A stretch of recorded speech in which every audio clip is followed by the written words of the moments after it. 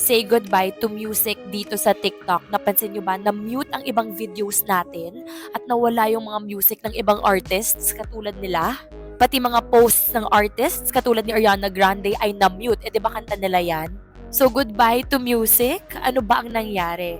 So, basically, may Universal Music Group which is UMG. At yung UMG at TikTok, yung kanilang licensing music deal ay nag-collapse, ay nag-end. So, bakit nag-collapse yung licensing deal nila? Kasi ayon sa UMG, hindi daw nako-compensate enough ng TikTok yung kanilang songwriters at yung kanilang artists. Kaya i-remove nila yung mga music ng artists nila sa TikTok. So, yung mga artists under UMG, mawawala yung kanilang music dito sa TikTok platform. At ito are some of the artists na under UMG. And many more. So, chinek ko yung mga TikTok profiles ng mga artists. At kahit sa kanila, na-mute yung mga video